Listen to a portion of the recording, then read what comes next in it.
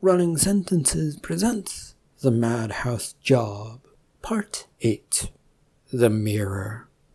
Jasper, exhausted, beaten, and generally just giving up, finds himself forced in front of the other world to be judged. This is a work of fiction. Any names, characters, businesses, events, and incidences within this story are completely of the author's imagination. Any resemblance to real people, or fictional events, or real incidences, or fictional events, or whatsoever events, is all purely coincidental. Copyright 2021, Michael Hunnery. All rights reserved.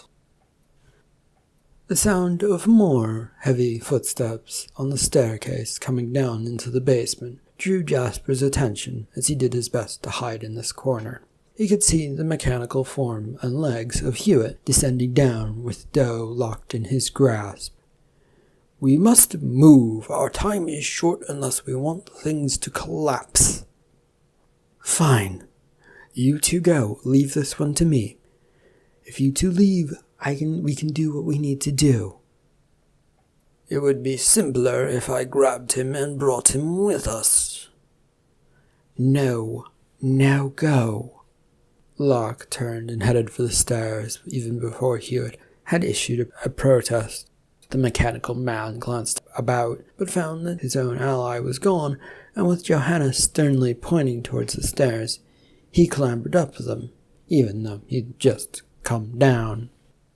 Jasper, having watched the whole matter, had taken this distraction to scurry a little bit away from his corner and towards the center of the wall. Johanna had turned back, and he froze. "Jasper." He shook his head no. "I'm here for you. I will listen to whatever you want to say. We are in no rush."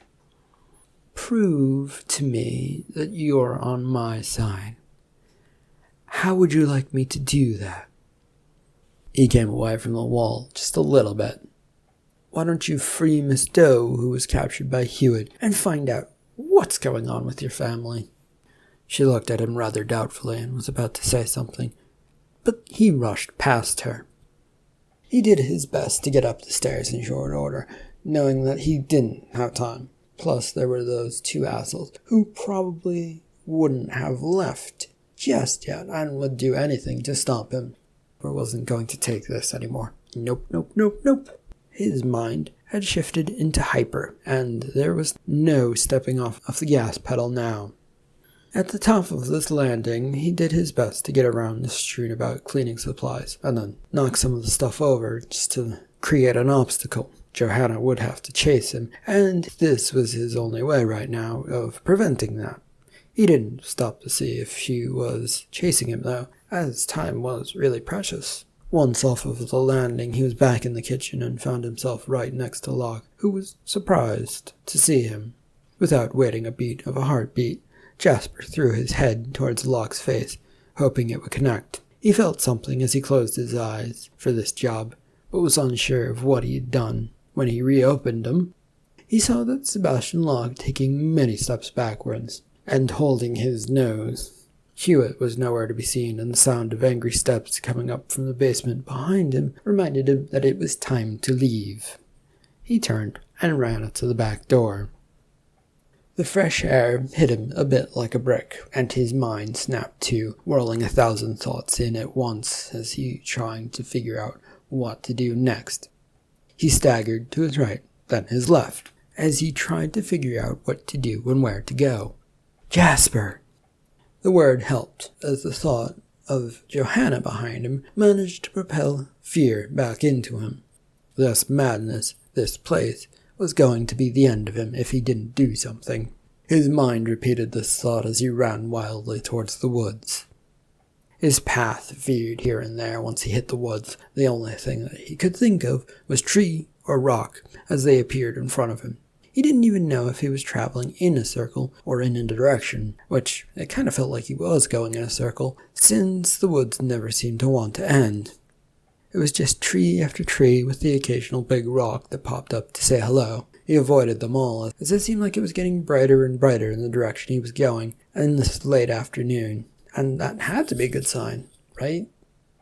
Jasper found his feet carrying him, until it felt like he was no longer on solid ground anymore, and despite this, kept moving. All so that he could have the feeling that something helpful was going on, despite knowing better. It didn't seem worth the effort to bother to look around, because in front of him he could see nothing but the lake, which meant looking down would probably not be welcome. And anyway, he was already falling, very quickly. The lake welcomed him into its presence with a heavy thwack. The 10-foot fall was not a pleasant one, as he found himself knocked about. He sank downward before his mind kicked into gear, and the cold water grabbed at him, sapping his energy, although it also woke him up with the shock of his feet beginning to kick on their own. He found himself disoriented and not knowing which way was up or down, or it was all just murky and he couldn't really see in this dark, brownish water. He pushed and tried swimming as best he could, ignoring that his lungs were now unhappy with the state of things. After a struggle, he found the right way around, and with a splash, came up gasping for air, and gulped at the air that now came to him.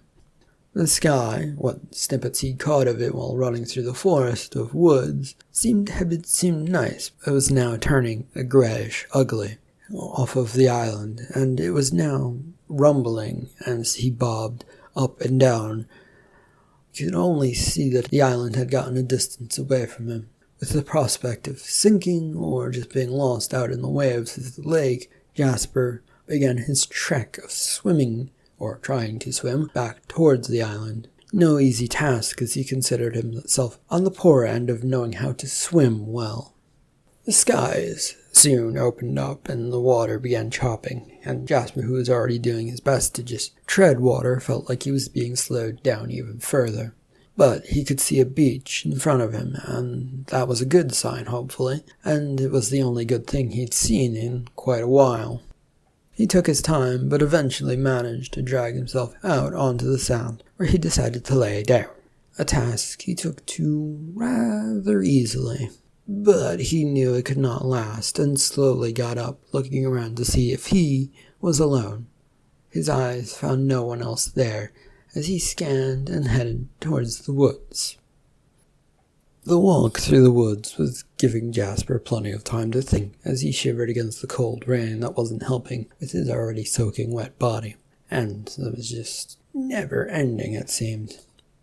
Somewhere to his right, he figured, was going to be the boat launch, the major one, potentially a way off of this dreaded place. To the left, he figured, somewhere, would be the mental hospital, and those that were trying to end this world as he knew it, which he was not looking forward to trying to confront. Plus, there was Doe there, who seemed to be caught up on all of this somehow, maybe from the other side, maybe not. He didn't know anymore.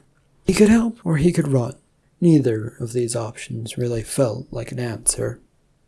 As he was trekking through the woods, the sound of hurriedly passing cars drew him from his thoughts, along with the occasional flashing of lights, a red and blue strobe that cut through the trees. It was not something that he was expecting to see out here, and soon he found himself by the road with cars rushing both ways, some with lights, many without those flashing lights. A few fire trucks roared past, splashing the water-soaked road, with some of it hitting Jasper as he emerged from this wooded area. With so many cars buzzing by, he figured that the hospital must be getting evacuated or something was going on. And sure enough, as he turned to look to his left, he could make out the glow of orange hanging around the horizon near where all of the fire trucks were heading. Without thinking or realizing it, Jasper rushed towards the hospital. His journey brought him towards the slightly abandoned town that had some occasional residents from the hospital who were workers who wanted to just get away, as some of the staff liked to use it as just that. It wasn't fully abandoned and had stores and people. Many of these people were out on the sidewalk, staring towards the mental asylum. The orange glow was much, much brighter here, as Jasper came to a stop to catch his breath. Is it burning, do you think? If it isn't, that orange doesn't make much sense, though there also isn't a lick of smoke billowing from the place.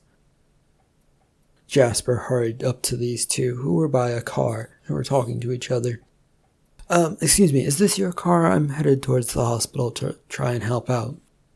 The two turned and looked at him. Neither seemed to believe him based on their looks, and he glanced down and realized he was a soaking wet mess, and probably wouldn't be believable. So he hurried past.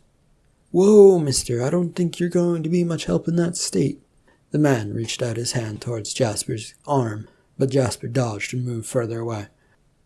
Maybe not, but I have to try. Sorry, don't get involved. In fact, you should probably get as far away from here as you can. He hurried off down the sidewalk, hoping that this man and woman would leave him alone, and that they would follow his advice to get out of here. The long haul to the gate to the hospital took Jasper quite a while. The only thing keeping him going was the orange glow that got brighter and brighter as he got closer. When he got nearer, he slowed his heavy jog down to an almost crawl of a walk. The gate to the hospital was clearly visible in a sort of daylight almost fashion in front of him. The hospital itself was glowing a heavy orange, but it didn't seem to be on fire, and it just seemed to be glowing. He almost came to a stop as he stared.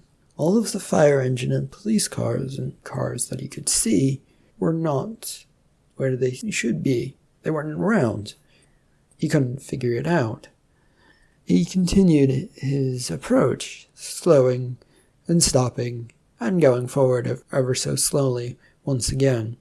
He finally came to a stop right in front of this metal gate, which was closed. There should be anyone around here. Hello? A scream followed, and it sounded close to him, but there was nothing to his right. And it sounded like it came there, but it just looked normal.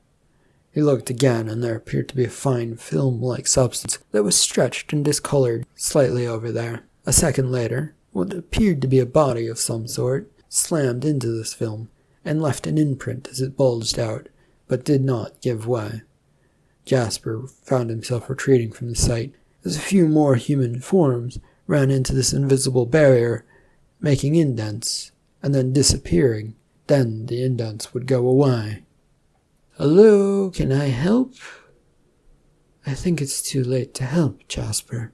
The hospital is gone, sucked into the other world. It's only a matter of time before we join them. Jasper recognized Johanna Locke's voice and shuddered. Her family, this place, this bullshit. Why had any of it happened? He turned to see her by a car with the two people from town he'd talked to. They seemed to be lost in the spectacle, frozen at the sight. Johanna moved carefully over towards him. I think it's time for us to get far away from here, Jasper, and I'm not giving you a choice in the matter. We need to reorganize our efforts. What about your father, or the hospital residents? Don't they need help? My father and Hewitt and all of the hospital residents are stuck or have been sucked into the other side. If they're lucky, they won't be found. Unlucky, and they'll wind up like those that found the edge and tried to get out. So yes. So then, who are we going to go see? Von Baum? Yes, I think Von Baum might have something to offer, but I'm not sure exactly. She pulled him towards the car, which he at first resisted, but then eventually let go. He was curious to see if there was an actual answer at the end of all of this, and what it might be. He suspected that there was not, and that this was just a horror show that would never, ever, ever end. They left the two hospital workers gawping at the hospital, and began to drive back across the island towards the boat slip to the ferry. Jasper had lapsed into silence as they went, and Johanna was driving slowly and carefully over the dark, twisted roads. What's on your mind, Jasper? It's best to get it out now. I need to know what happened all those so-called years ago to your father and Hewitt, and what has happened. There was a patient who claimed to be God, said he had the power to combine two fractured worlds that he had accidentally split. One of his claims was that our reality was only half of a personality and our other half was stuck in a place we couldn't see, and that he wanted to once again bring things together. And so they took this patient and ran him through tests. No, not exactly from what I understand, and could get from the files that I did manage to get a hold of from my father's office. This man only wanted one test done. He was to undergo electrolysis while strapped to a metal table in the middle of a thunderstorm. You can guess what happened. The experiment succeeded, but things go wrong, and it cost Hewitt his body and caused Locke and Hewitt to gain some sort of life extension. She had slowed the car down as they approached a massive line of vehicles blocking the road towards the boat launch. They came to a stop a second later, and she turned the car off. Yes, and now everyone is trying to make things better. You can help with that, I think. Alright, one last thing. What's the name of the man who claimed to be God? Oh, well, Habit Hughes, who I believe is your grandfather, according to your uncle. Johanna had gotten out of the car, leaving Jasper to sit inside and think about what she had said. This didn't go over well in his mind, because there was nothing to think about. Another piece of the puzzle that fit nowhere, and might not even be a part of it at all. Well, no, certainly a part of it in some sense. He watched her from his seat as she walked down the line of cars and started coming back. The cars, he took it, were abandoned, and so he too got out and intercepted her as she began her trek backwards. She noticed and turned around again, and set off, heading towards the dock. He caught up to her down the road a bit when it turned to a bend and then settled into its downwards slope towards the ferry boat slip. They both could see a line of people waiting for the ferry to come back.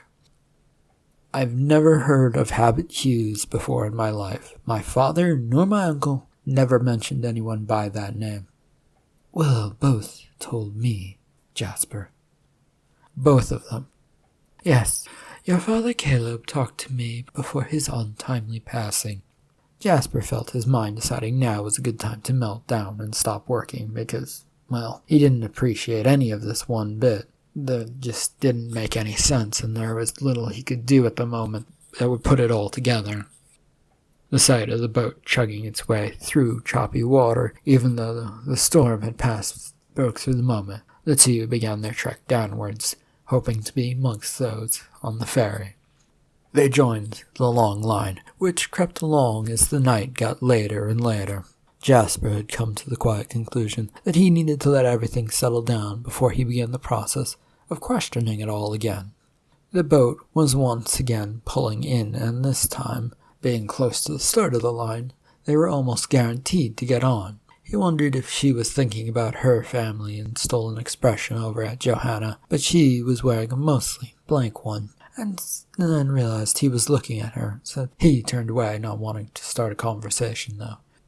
When they got onto the boat, they'd been herded into the interior, and along with the remaining evacuees, into a large waiting cabin area. Jasper found a spot near the wall and sat down heavily, his thoughts far too clouded with the rocking of the boat, as he soon found himself asleep as it tumbled its way along.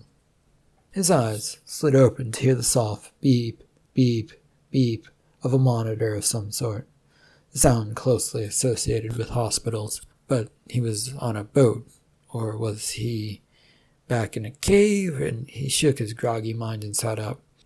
It was definitely a hospital room. A nurse who was nearby saw him and promptly began attending to him. She was thorough in her check of every little thing, and when she was done after a few minutes gave a curt nod. All good, you should be able to check out shortly. I'll just go get you the doctor. An hour or so later, Jasper found himself at the front of the checkout counter for the hospital. The lady, sitting at her desk, was hitting a variety of buttons on a calculator while talking to her friend, and taking down his details. And where do you live, sir?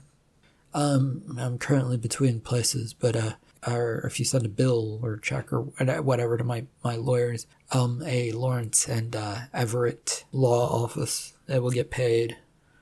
This stopped her from typing and talking to her friend as she looked over at him. Will that be a problem, miss? No, just unusual, that's all. Her typing continued, and a second later she ripped the sheet off of the calculator, reading it and then handing it over to him. $50 for the visit and Ben. If you can check this over and then sign it, and as well as writing your lawyer's address, please, so that we can send the bill somewhere." He read it over carefully, and when he was done, looked over to see that she was holding a pen out for him. He took it and did as he was told, and soon had a copy of it, which he stuffed into his pocket, doing his best to forget all about any of this. Jasper stepped into the fresh air outside of the hospital and took in a deep breath. It was good to be alive and away from the sterile smells of a hospital. He stretched and took a moment to just relax and not think. He kept telling himself not to think, for fear that it would all come rushing back to him, and he would have to figure out everything from how he got off the boat to the hospital to why the mental hospital was now an orange blob. Free the thoughts about anything. No thoughts. Nope, nothing there. Please stop thinking. Please stop thinking. He stepped away from the hospital sidewalk, heading for the parking lot. He had no idea where he was headed out to, other than out there somewhere. He was just thankful that Johanna or Bob had not shown up to whisk him away, or even perhaps somebody from the mental hospital. His walk had not taken him far when he found himself in the bustling little city of Dunesburg, or so a sign over the town hall had declared it to be. He walked past this building and kept right on walking. Jasper found that he didn't have to think if he walked and just kept following the road. There was nothing going on. Just keep going. He only got a few miles or so down the road before he could see the sign announcing the next towns ahead on this road. It was too far away to read, so he continued on his path towards it until he could. When the names were finally somewhat clear, he came to a stop. Colchester was down this road, only 3 miles away. His mind started to wonder about the mental hospital, and he shook his head no. He didn't want to think about these things, and turned around and began heading back the way he'd come. The trip back to the center of town involved Jasper doing his best to hide himself on the sidewalk. The last thing he wanted to see was Johanna in a car, or on the sidewalk looking for him, or, well, anyone looking for him for that matter. It seemed like he was always being searched out for and dragged into a mess, and lately a mess was just the last thing he needed. His only real problem being that there were very few people out and about and around to give him something to blend into, and he found himself glancing around with hopes that no one would pop up while he looked for somewhere that might be a good hiding spot. In a moment of panic as a car slowly came down the road, Jasper jumped into the first open shop door that was close to him. Mothballs greeted him as he came in, though it was only the heavy smell of the stuff and not the actual items. It was from all appearances an old, used clothes store that dabbled with old clothes that hadn't seen the outside of a dresser or closet in far too long. Jasper fought back the stiff smell and went deeper into the shop, pretending to look around at all the stuff and look at clothing. There was some old crap that looked Victorian in age almost, and a few corseted mannequins holding guard over the place. He wandered about a bit, not finding anyone else in here, or even a worker, as he made another lap around to buy himself a little more time, in case the car had noticed him. He, for the first time, noticed the checkout counter, and a sprightly young woman sitting behind it. It was definitely not there before, yet it was here now.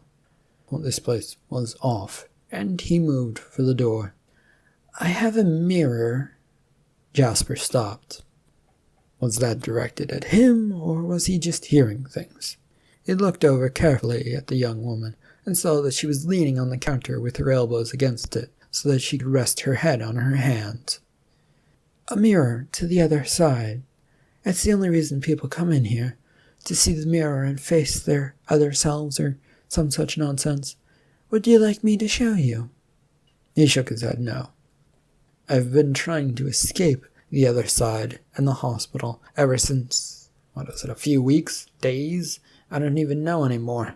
I worked at the mental hospital on the island. It's linked to that shitty other place, or you should just destroy the mirror. Just get it to go away." "I've never seen it. People go into the room in the back and say they see it. I go back there and see lots of old clothes that won't be sold. So if you think it should be destroyed, why don't you do it, if you can see it?"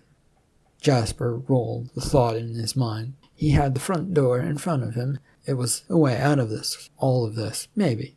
Or he could do some good and help sever a link, potentially. He walked as quickly as he could towards the exit. Outside of the shop, he found Johanna Locke standing there, looking around trying to find something. He suspected that it was him, and stepped up behind her as her back was to him. You don't have to find Von Baum for a way through. All you need to do is go into the shop behind me, ask to see the mirror in the back. She spun around and nearly tripped over herself, but caught her footing a second later. With a stagger, she stepped forward. Where did you go? I left the hospital, and now I'm leaving. I've had enough of this. If you want to chase the world of madness to an end, have fun. He moved past her down the sidewalk away from all of this, and away from the town of Colchester and mental hospital, and hopefully all of this madness. The walk to the other side of town took some time, but Jasper felt good about it. His mind was free, and he finally swore to himself that it was best to all let this go. And that included his family. There was nothing to be gained holding this fear and this memory closely and tightly to himself. His only problem now was the late hour that was approaching, which would darken the sky and make walking so dangerous alongside a country road. He dismissed that thought. Well, he checked it, as staying around seemed like it would be a bad idea. He already witnessed the power of the world trying to manifest itself onto him, that strange store, or the clerk, or the shop owner suddenly appearing, the hospital itself, and all of its goings-on, Johanna, maybe, potentially. He figured the other side of the state might not even be far enough to get away.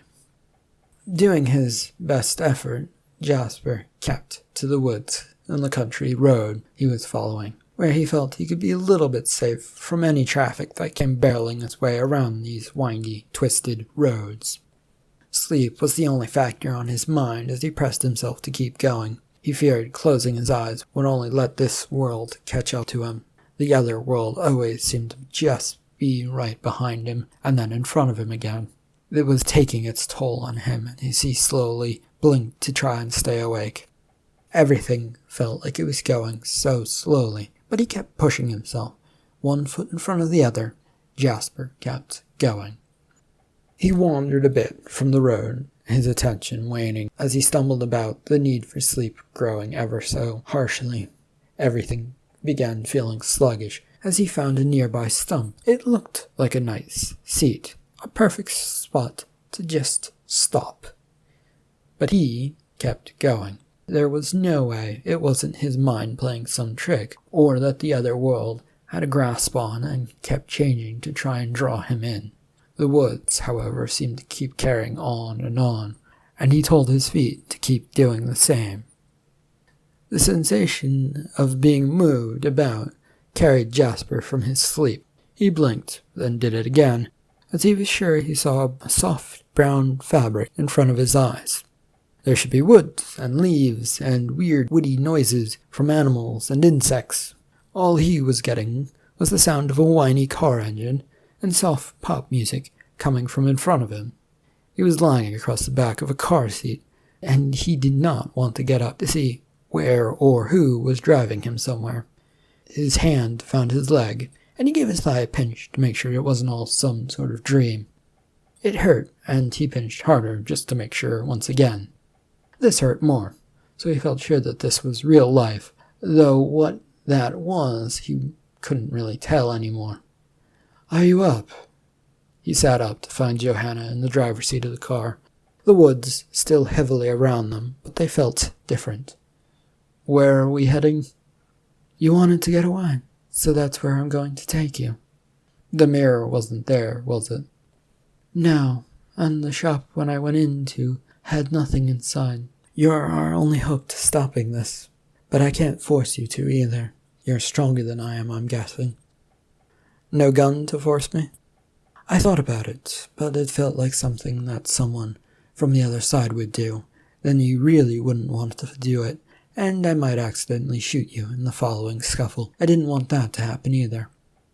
He nodded and then turned to look out the window, watching the world stretch past them by. After a little debate between them about having lunch somewhere, Jasper having felt it was a terrible idea, but his grumbling stomach, along with Johanna, ruled the day. They found a roadside burger stand that looked more like a shack, but with plenty of cars parked around it, and so they pulled in and got a few burgers and milkshakes to tide them over, before once again hitting the road. He'd kept his eyes constantly on things to see if the world was going wrong or if it felt off.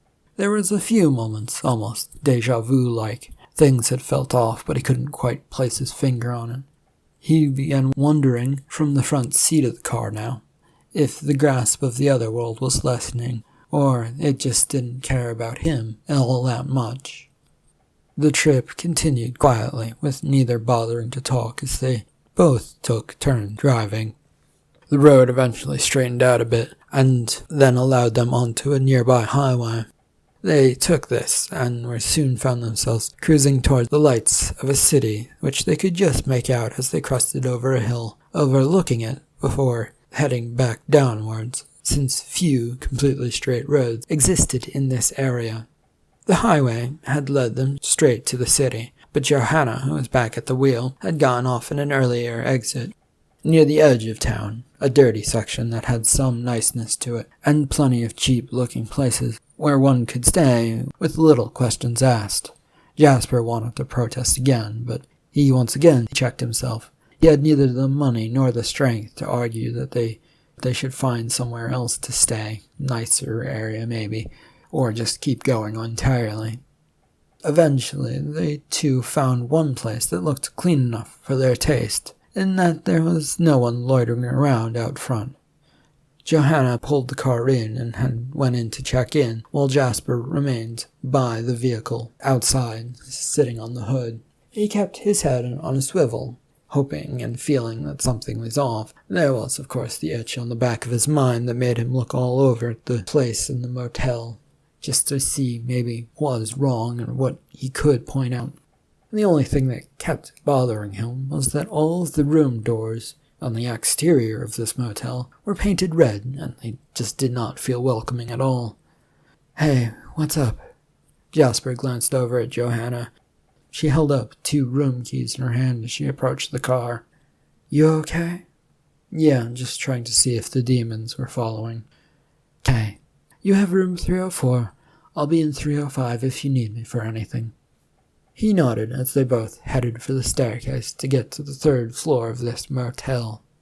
Up on that 3rd floor walkway, Jasper stopped as he approached the door to his room, and looked over the railing at the city beyond, which was beginning to turn off its lights, leaving only the highway with the occasional car driving on it. It was late, and the city did not stay awake. Johanna tapped him on the shoulder, and he broke from his reverie. He offered a smile, and then turned to his door and opened it. Charging into the room, Jasper found that it looked like a normal motel room. It was clean, nicely taken care of, no stains, nothing out of the ordinary, and even a TV, though an old one, well, it was there. He'd half expected to suddenly find himself back in his bedroom in the workers' quarters of the mental hospital, or transported back to his old house. But no. This was all ordinary. It was nice. He sat down on the bed, which bounced and acted like it was comfy, so he laid fully out to enjoy it. The only problem was that he could see a mirror near the room closet, and while he was staring at the ceiling relaxing, something had definitely moved across it. But he didn't look. Nope, there would be no looking as he shut his eyes tightly. Somehow, in all of this, he'd managed to turn off his mind and stop thinking about the situation, allowing him to fall asleep.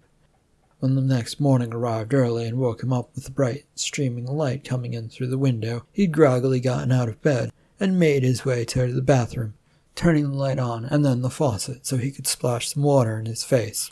He looked up at the mirror and clearly could see the other side, with some version of Port running around a chair, and another man being led around towards this chair.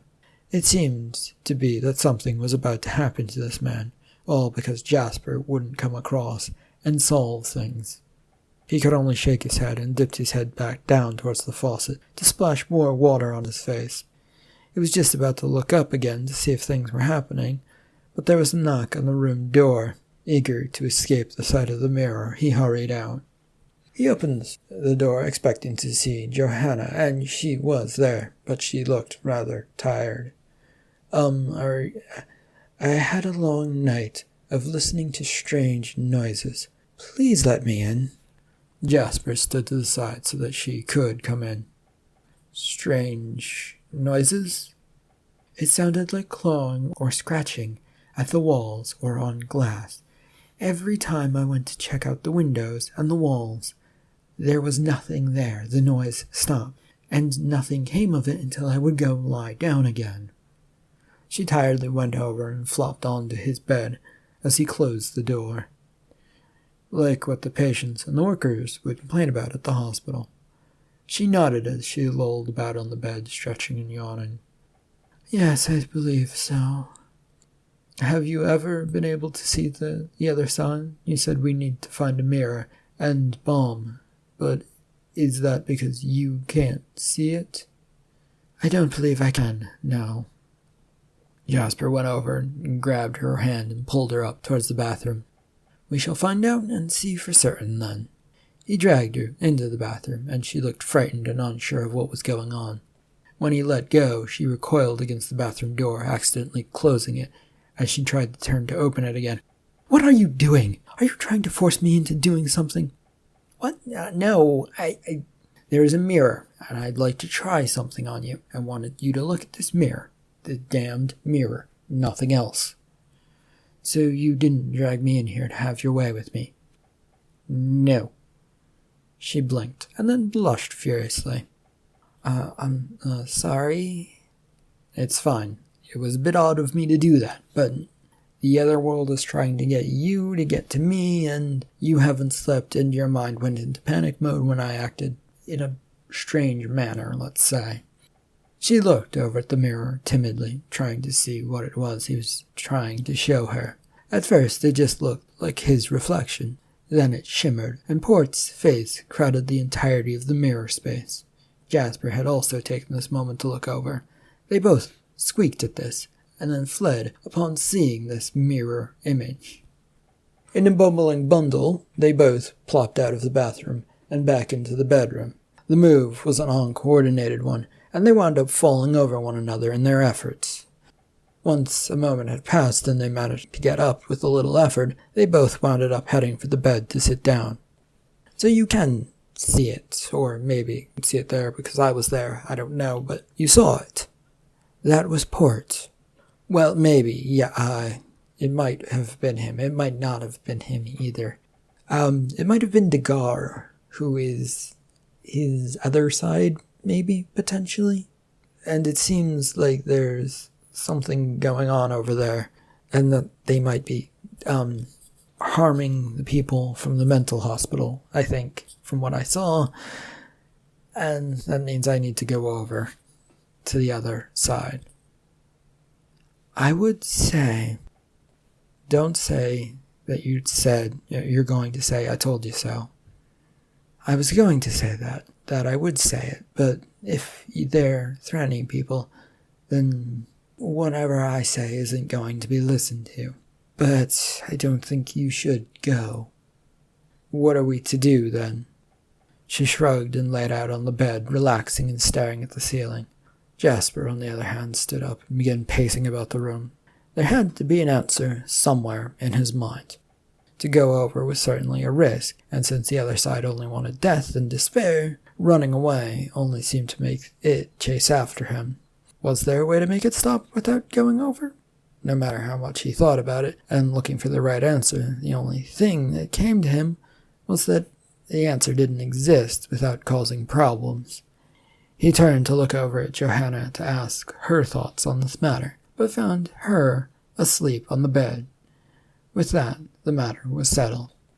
Jasper found himself in the bathroom once more, looking at the mirror, waiting for it to change or shimmer. The decision to cross over and deal with all of this once and for all stuck firmly in his mind. It might be death waiting for him, but at least there would be some peace.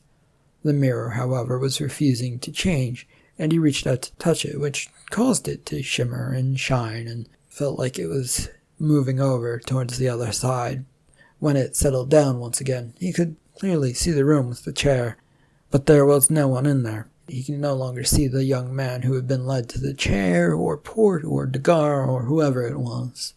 Jasper could only take a deep breath, and did his best to clamber up onto the sink so that he could jump through, though he wasn't even sure that this would work, and the constant fear of falling down and breaking things warned him not to do it. Ah! With a tumble, Jasper found himself in the room on the other side of the mirror. It was empty, like he'd seen, aside from the chair, and the dirty and dingy-looking area around him. To his relief, he could see no blood anywhere, and the more he looked about the room, the more he felt like this place had been built to just execute people. Not wanting to stick around and find out if his theory was real, he found the nearest door and ran out. The room he entered looked exactly like the one he'd just exited. Jasper glanced back to the doorway he'd come through to make sure that this was in fact the case. The two rooms looked very similar, and, well, as far as he could tell, they were the same. The feeling of a headache began to creep up on the base of his neck, and another look behind him confirmed that there was some minor differences. Namely, unlike the other room he'd come into, there wasn't a door on the far side. Taking this to mean that it wasn't just an endless maze that stood in front of him, Jasper charged across this new room, or interrogation room, execution room, whatever it was, that these people called it, heading for the door on the far side. He did not bother to process what was going on anymore as he ran through the door and kept running until he hit a railing that cut a room in two. This did not stop his momentum, and he promptly went head over heels over it. When he popped up, he looked around and saw that he was in a courtroom. It had all the fixings of one, from the judge's bench to the witness stand and the jury's box. It was all there, and the previous two rooms suddenly made sense to Jasper. Then he stopped thinking about it, because there would only be horrors of executions or forced confessions that would pop into his mind that came from those rooms. Neither created a pretty sight in his imagination, and there was only one way out of here, and that seemed to be the door to the judge's chamber behind the judge's bench. Confused and lost, Jasper went over to this door, keeping a careful eye on everything. It was too quiet. There should be someone around, and yet there didn't appear to be anybody around. What was going on was still out there and lost. The doorway from the courtroom led him into a hallway with many doors that had the names of what he thought or figured to be judges hanging on signs above them. He stopped and took in the sight as the hallway stretched away with doors and doors and doors going onward and downward and all the way over this hallway. He came to a stop at one door that read Habit Hughes, his hand already reaching for the handle, as he figured that this was probably a terrible door to open, but he could not help himself. Inside the chambers of the judge, Jasper found what he figured to be Habit Hughes sitting at his desk, except the man was no man and was rather a pile of bones crumpled over his desk. He stepped a bit further and to see if there was anything else to see. The place was lined with books that all had brown and red covers, making them all look very legalese or legal or whatever it is that one wants to call books that contain legal writs and documents. The desk didn't even have any papers on it, and there appeared to be nothing of interest, so he backed his way out. Upon getting out, he found himself wandering further and further down this hallway, looking at doorways, and he opened a few, to similar results to Habit's chambers. Skeleton sitting crumpled over on the desk with legal books all around. It was as if the place had gone and died with nothing left to it. But how and why? Hadn't his uncle just been here on the mirror with a person? Was that person executed? The thoughts rolled around his mind as he came up to a door with his name on it, Jasper Hughes. The thought of seeing himself in this world, or his bones, sent a shiver down his spine. It couldn't possibly be himself in there. No, it would be someone similar, but not him. He knocked on the door, with the knock echoing down the hallway. The door didn't open, and he was getting ready to move on when a grip of pain stabbed at his side, calling to him to telling him to go inside this room. So Jasper turned once again and swung the door inward as he opened it, to find an empty space, completely and utterly empty. One might describe it as a white space instead of a room, since it had no walls, and was just white light as far as he could see. He didn't even want to step out onto the ground for fear that there was none and he would go tumbling into nothingness. The bright light began to bother his eyes, and he had to put his hand up to shield them when he felt a cold hand drop onto his shoulder. Spinning about to face this hand, this menace that had grabbed him, Jasper raised his fist, though fighting was not something he liked to do, and he doubted that any punch he threw would have any muscle behind it. But he had to do something. He found himself being grasped at by an old man who was doing everything in his power to find his balance, all so that he didn't wind up toppling over. Jasper instinctively grabbed at the old man to hold him up. "Who are you, and what are you doing, and why?" "I'm your uncle. Don't you recognize your own uncle?" "I'm sorry, but I don't recognize you. All I see is a shriveled-up old man." Well, I'm your Uncle Port, from your damned world. I got taken in when the hospital and this world collided, and now that you're here, oh ho ho, we'll be able to, it's all going to get good. We'll be able to get out. With a fair amount of spryness, Port shuffled, and then began to skip down the hallway, leaving Jasper standing there. He just shook his head. He wondered if he should follow this man or enter the white room with his name on it. A glance at the white room and the thought popped into his head, a rather disappointed one as he stared at the vast whiteness, and then turned to follow the man who claimed to be his uncle.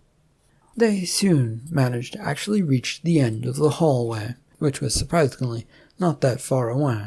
Jasper wondered if it was time or dreams warping around to meet expectations, as that would be an easy solution to all of this, and since nothing made sense anymore, it was what he was going with. The old man knocked at the door on the end of the hallway. It was a panicked, rapid knock that somehow transferred into some sort of secret one, with gaps and stops followed by heavy, continuous knocks. Jasper stood there watching as the man knocked with both hands at one point in a rapid pace, and then Port stepped back. "That should do it." "Do what, old man?" "Get us in. We need to see the last of the people here. Then you are my way home once they have enacted the last rituals to join the worlds together, once and for all." "And if I don't want that?" "How can you not want that? Have you not felt incomplete? Haven't you felt like the world is missing something? And I always had the theories that something had happened. Now I have proof, and these things can go back to the way they were." "I don't think that will happen at all. I think this is all imagined." "Why would you say that? How would any of what's happened and make any sense? And why would this happen? It makes no sense. None of this makes sense. It's all too convenient. It all fits together nicely. This is a bad dream, or..." The door in front of them suddenly opened, and then, with a giant gust of wind, sucked them inside. End of Part 8. Thank you for listening.